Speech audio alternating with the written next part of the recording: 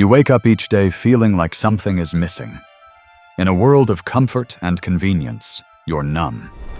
Burned out, directionless, hungry for something real. Scroll through social media, swipe on dating apps, sit under fluorescent lights at the office. Life feels like an endless loop of blinking notifications and quiet desperation. Everyone says you should be happy. After all, you have the modern comforts, a soft bed, a steady paycheck, 1,000 channels of mindless entertainment. But deep down you feel caged. This can't be all there is. What if eternal bliss has nothing to do with comfort? What if the happiness we've been sold, a life of ease and safety, is a lie? Friedrich Nietzsche, the 19th century rebel philosopher, would laugh at our idea of bliss.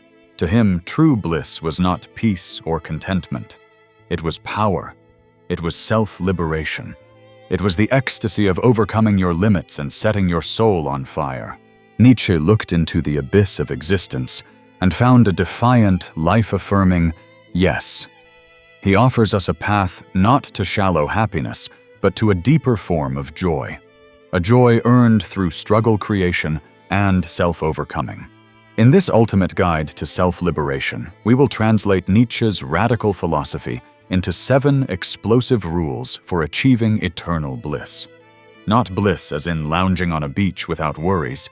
Nietzsche would call that the dream of a contented cow. No, eternal bliss here means forging an unbreakable spirit, discovering an inner strength so profound that no circumstance can steal your joy. It's about becoming the kind of person who can stare the harsh realities of life in the face and still say, "I embrace it all." These 7 rules are not easy. They are not feel-good platitudes or everyday self-help tips. They are weapons for an existential warrior. They will challenge you to the core demand that you question everything and push you beyond your comfort zone. They might even offend you. Nietzsche loved to shock people out of complacency. But for the man who feels lost in a dull routine, who senses his masculine spirit slipping into weakness, these rules can be a lifeline. They can wake you up from the nightmare of the comfortable life and set you on the path to inner transcendence. Are you ready? Let's dive into Nietzsche's 7 rules to achieve eternal bliss. 7 principles of radical self-liberation that might just help you reclaim your power, your purpose, and your passion for life. Rule 1. Embrace voluntary suffering. That which does not kill us makes us stronger. Friedrich Nietzsche. Nietzsche knew that suffering is the crucible of greatness.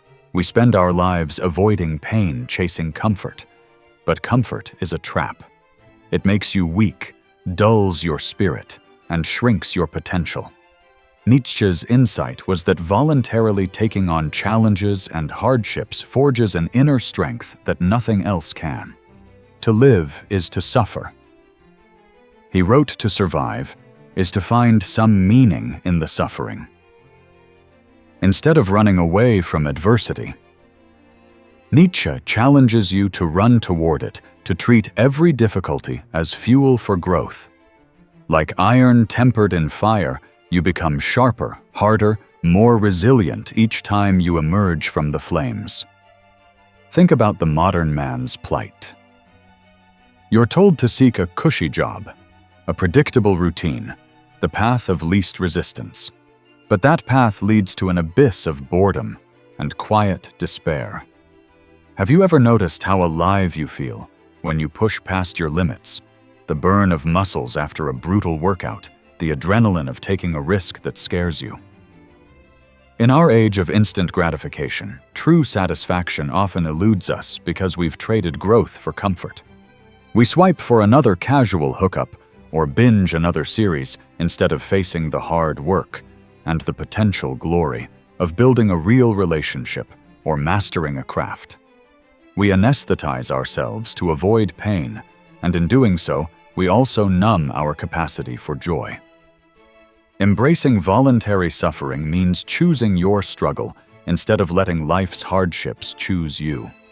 Hit the gym and embrace the pain of growth. Take on that project that everyone else finds too challenging. Dare to have the difficult conversations instead of staying silently resentful. Nietzsche tells us that meaning is born from suffering, if you approach it with the right mindset. So don't wish for an easy life. Wish for the strength to endure a hard one. When you willingly walk through fire, you burn away the weakness and fear. On the other side, you'll find that hardship has a bittersweet gift. It awakens your power. Every scar becomes a story of triumph. Every challenge voluntarily accepted and overcome brings you closer to eternal bliss. The bliss of knowing you are unbreakable. Rule 2. Destroy the herd within. No price is too high to pay for the privilege of owning yourself. Friedrich Nietzsche. Underneath our polite smiles and office etiquette, many of us are hiding a timid herd animal. We follow the crowd, living the life we're told to live, fearing what others might think if we truly stood up as ourselves. Nietzsche despised this herd mentality.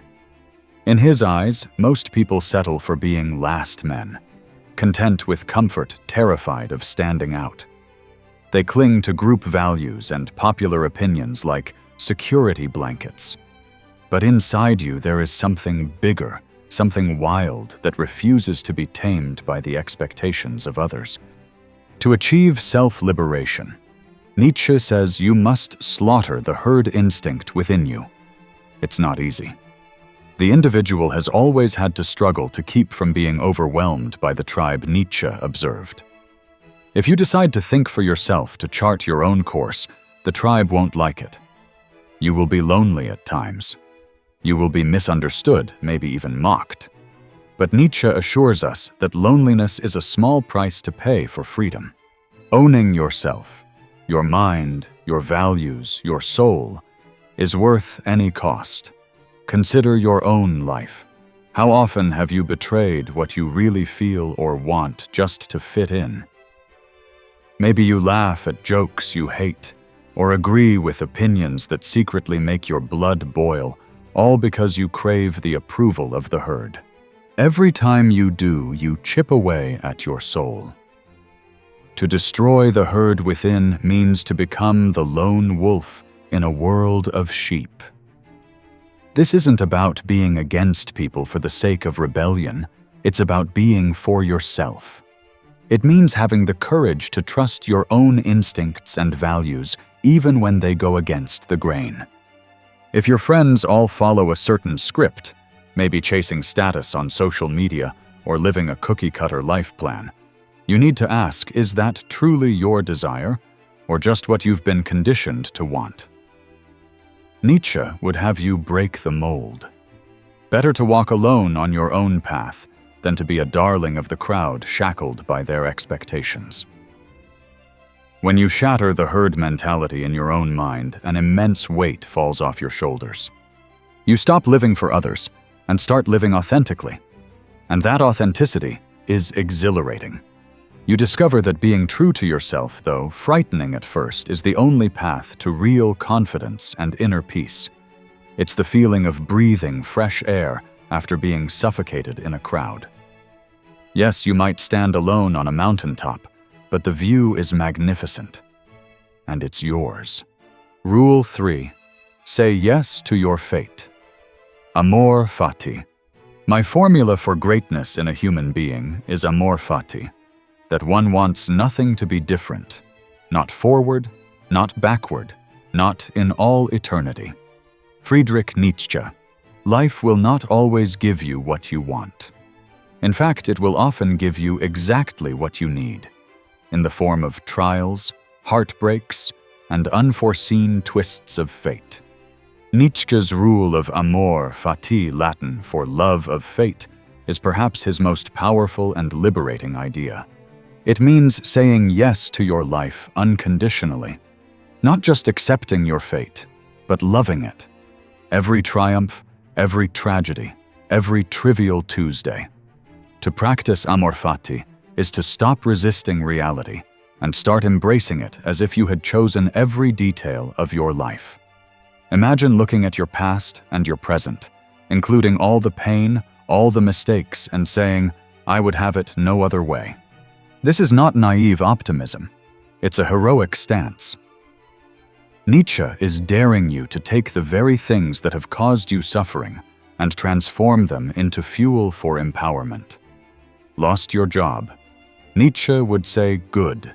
Now you are free to find a new path." Heartbroken? Good. Now you have felt the depths of love and loss. These depths can make your soul richer. Amor fati is the antidote to the blame culture and victim mentality that run rampant in modern life. Instead of cursing your fate, you bless it. You want it just as it is, because it is yours. In a world where we are conditioned to ask why me whenever something goes wrong, Amor fati gives you an invincible mindset. You cease being a pity-seeking victim of circumstance and become a creator. You mine every experience for gold. Nietzsche believed that greatness comes from loving your fate so completely that you would be willing to live the exact same life over and over for eternity. Think about that. If you had to repeat every moment of your life eternally, could you affirm it? Amor fati pushes you to make the kind of choices, and more importantly, to cultivate the kind of attitude that would make the answer yes. Start by practicing radical acceptance the next time life punches you in the gut. Smile and say, "Yes, more please." Not because you enjoy pain, but because you trust that this too is part of your story, part of your training. By saying yes to your fate, you dissolve the power of disappointment and regret. Nothing that happens can break you because you have already welcomed it into your heart. In that fearless acceptance lies a freedom and joy that mere comfort can never touch, a taste of eternal bliss that persists regardless of what life throws at you. Rule 4. Will to power, not to comfort. What is happiness? The feeling that power is increasing, that resistance has been overcome. Friedrich Nietzsche. For Nietzsche, happiness was not the absence of struggle, but the exhilaration of overcoming it. He believed that deep inside each of us is a primal drive, not just to survive, but to expand, to express our power. He called this the will to power, the drive to overcome, to achieve, to push beyond what we were yesterday. But in modern times, that will to power is often smothered by the will to comfort. We are taught to prioritize safety, to avoid risks, to trade our wildest ambitions for a steady paycheck and a Netflix subscription. The result: an epidemic of aimless lives and quiet desperation. Nietzsche paints a vivid picture of this in his parable of the last man. A complacent being who seeks nothing great, who lives a lukewarm life of ease. The last men shuffle through existence saying, "We have invented happiness," and blink blankly at the world, too timid to dream or dare anything more. To follow Nietzsche's path, you must slay this comfort-worshipping last man inside you. Replace the shallow desire for comfort with a burning will to power. This doesn't mean a lust for domination over others. It means a lust for life, for growth. It means choosing challenge over ease at every turn. When you feel that pull to stay in your safe zone, to procrastinate, to take the shortcut to settle for good enough, recognize that as the voice of stagnation. Comfort wants to lull you to sleep. Nietzsche wants to shake you awake. He urges you to live dangerously, to take that leap of faith, to speak your mind, even if your voice shakes, to venture into the unknown where your true potential lies. Look at the times you've felt truly alive. Was it when you were comfortable? Or was it when you were on the edge, unsure if you'd succeed, heart pounding, fully present in the moment? Maybe it was leaving home for the first time, traveling alone in a strange place. Maybe it was starting your own business, not knowing if it would thrive or flop. Maybe it was even confessing your feelings to someone, risking rejection for a shot at real love. Those moments of uncertainty and courage are the moments you expanded. That was your will to power in action, your life force straining to grow. Nietzsche tells us to cultivate that feeling, to live at the edge of our abilities. Why? Because a life spent in the pursuit of comfort is a living death. But a life spent in pursuit of power, of constant growth and self-overcoming, is a life of vibrancy. It's a life where every day is an adventure, where you seize your own destiny.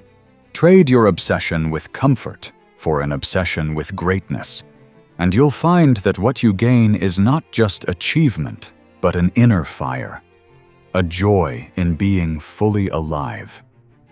That joy is worth any risk. It is nothing less than your birthright as a human being with untapped potential. Rule 5. Kill the false gods. Morality as weakness. Morality is the herd instinct in the individual. Friedrich Nietzsche. Since childhood, we're spoon-fed ideas of right and wrong, a ready-made moral code handed down by society, religion, family. Obey the rules, be good color inside the lines. It sounds nice, but Nietzsche saw a dark side to conventional morality. He saw that much of what is called morality is designed to tame you, to make you harmless and compliant. It is, in his words, a tool of the herd to keep everyone in line. If you want to achieve self-liberation, you must take Nietzsche's hammer and smash the false idols of morality that have been keeping you weak. What are these false gods? They might be the voices that say, don't stand out, don't pursue your bold ideas. It's selfish to put yourself first or stay in your place. Nietzsche watched how traditional morality, especially the Christian-influenced values of meekness, humility, and self-denial, often served to glorify weakness. He famously declared, "God is dead."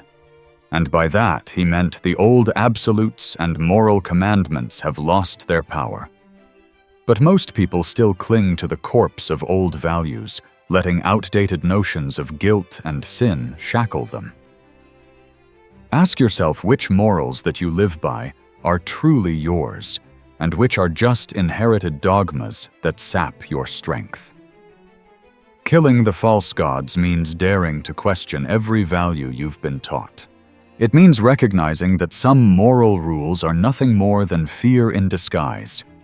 Society's fear of individuals who think for themselves and strive for greatness.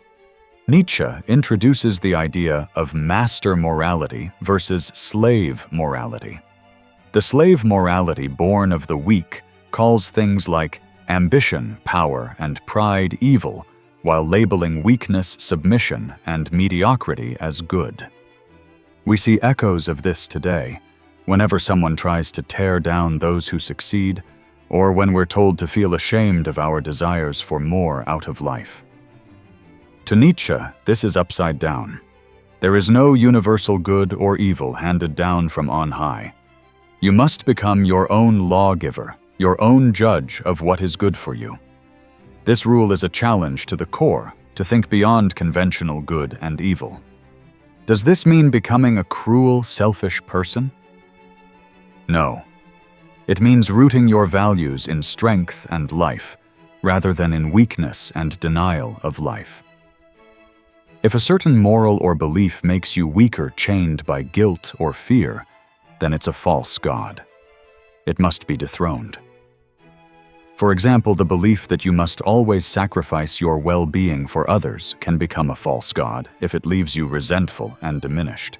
Nietzsche would urge you to break that idol and find a healthier value, perhaps genuine compassion, that doesn't stem from self-neglect or pride in lifting others up without pulling yourself down.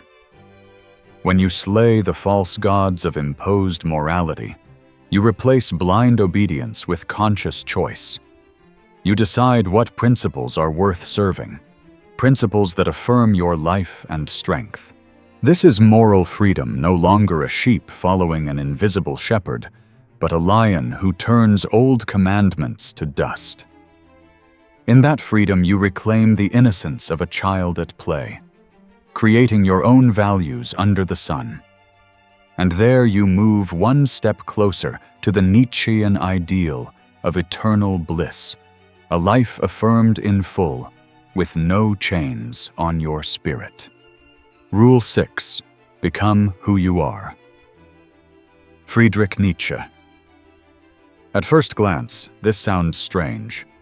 Aren't I already who I am?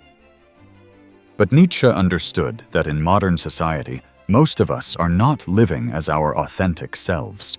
We wear masks. We conform to roles that were written for us by other people.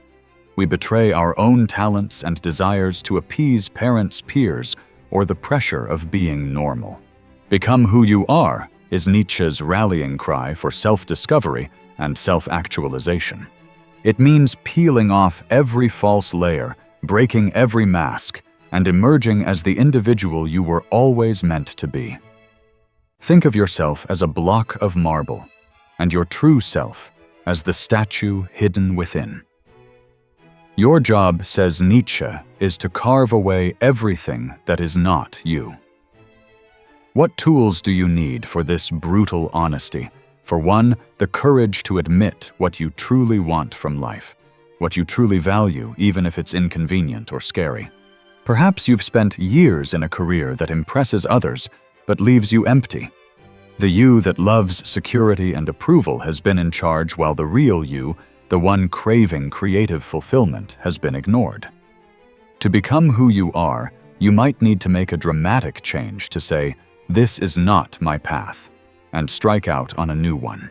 Or maybe you've been living out a persona, the tough guy who never shows vulnerability, or the nice guy who never shows anger. And inside you know it's a lie. Nietzsche would urge, shed that skin. Every time you shed a falsity, you grow closer to your core. The process can be painful, like molting, or like a phoenix burning itself to ashes, so it can be reborn. You must be ready to burn yourself in your own flame. Nietzsche wrote, "How could you rise anew if you have not first become ashes?" This is the price of true selfhood.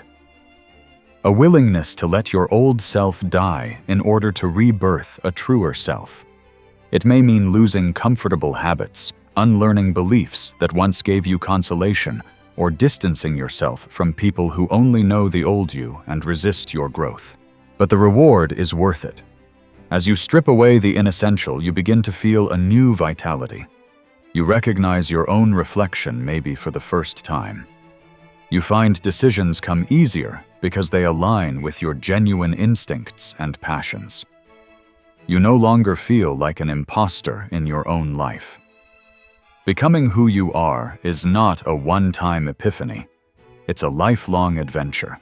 Nietzsche himself subtitled his autobiography, "How One Becomes What One Is," implying that even he saw it as a journey, not a destination. Embrace that journey. View your life as an artwork and yourself as an artist sculpting that artwork. When you start living as your authentic self, no matter how different or unconventional that may be, a tremendous weight is lifted. The energy you used to spend pretending flows now into creating. You become a force of nature, an individual undivided and unapologetically alive. And in that state, you touch the fringes of that eternal bliss, because nothing feels more liberating, more powerful, than being exactly who you are meant to be. Rule 7. Live dangerously. The secret of reaping the greatest fruitfulness and the greatest enjoyment from life is to live dangerously. Friedrich Nietzsche. This final rule is Nietzsche's dare to all of us: live boldly, live with courage, live with risk. Modern life tends to wrap us in cotton wool. We're encouraged to ensure everything plan, everything reduce, every hazard. But a life spent entirely in safety is no life at all. Nietzsche tells us bluntly that the richest rewards of existence come to those who are willing to step out of the safe harbor and into the storm. Build your cities on the slopes of Vesuvius, he urges. Send your ships into uncharted seas.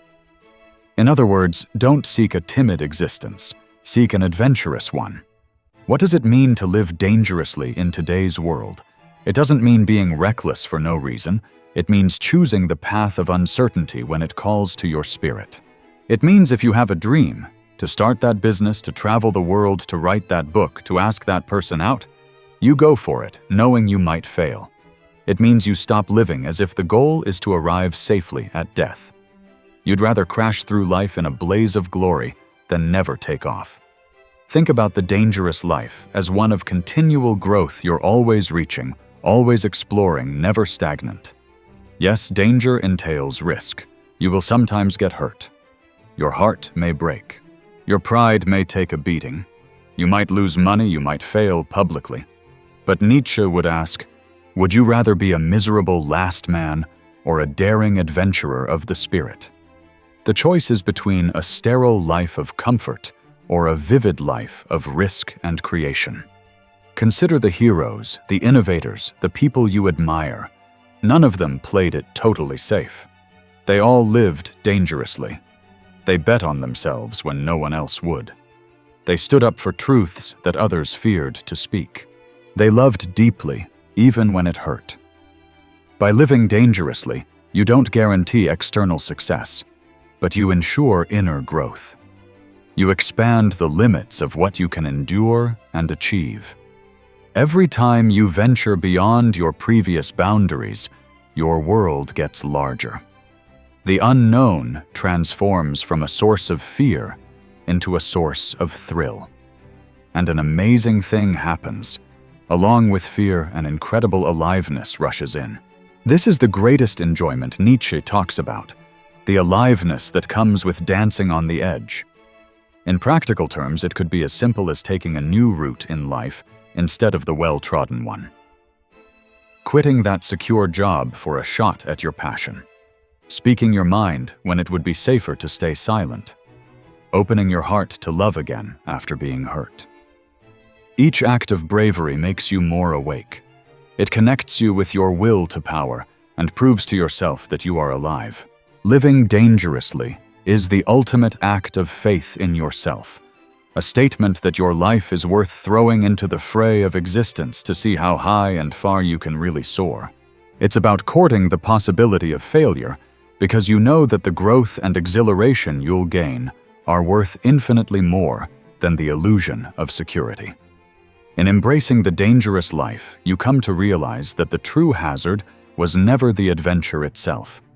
It was the prospect of never having lived fully at all. 7 rules, 7 challenges. On the surface, they might seem to lead you away from happiness, into suffering, struggle, and danger. But this is the profound paradox at the heart of Nietzsche's philosophy. By saying yes to hardship, yes to individuality, yes to fate, yes to risk, you unlock a form of happiness far beyond the ordinary. It's not the fragile happiness that depends on everything going right. It's a deep, unshakable joy. The joy of a person who has liberated himself from fear, from resentment, from the ordinary. It is in Nietzsche's words, the joy of the yes-sayer, the one who embraces life in all its fullness. Let's reflect on the journey you'd take if you lived these 7 rules. You start by embracing suffering instead of fleeing it. Life's trials become your training ground rather than your torment.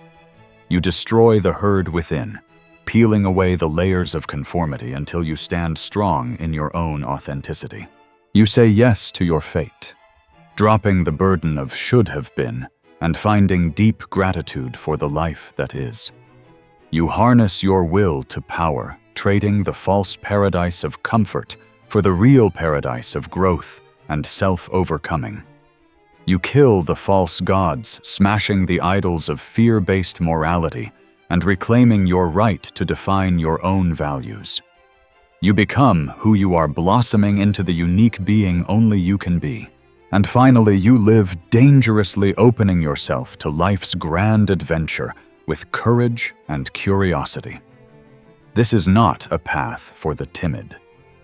It is a path for those who feel an inner calling to break free of the mundane and become something greater. Nietzsche doesn't offer you a sedative. He offers you a sword. Wield it. Cut through the illusions that have kept you small. Yes, you will bear scars. Yes, you will stand apart from the crowd. But you will also discover the real meaning of bliss. Not a childish happiness, but a profound affirmation of life. It's the feeling of standing atop a mountain you've climbed through blood and sweat, looking down at the world with new eyes. It's the quiet ecstasy of knowing that every part of you is alive, and nothing, no hardship, no criticism, no twist of fate, can ever rob you of your spirit. By following these 7 rules, you are essentially performing Nietzsche's ultimate alchemy, turning every curse into a blessing, every challenge into an opportunity to rise higher. You're creating a self that is anti-fragile, one that doesn't just withstand the storms, but dances in the rain and grows stronger with each thunderclap. This is the self-liberation Nietzsche invites you to achieve. It's not handed down by any guru or institution. It is won by you within you. As we close, remember that this journey is yours alone. It won't look exactly like anyone else's. That's the beauty of it. Your life as a heroic work of art etched in choices that only you can make. It's time to leave behind the gray, mediocre comforts of the herd and step into the bright, unpredictable, glorious horizon of your own possibility. Nietzsche offers a final word of encouragement for those daring enough to soar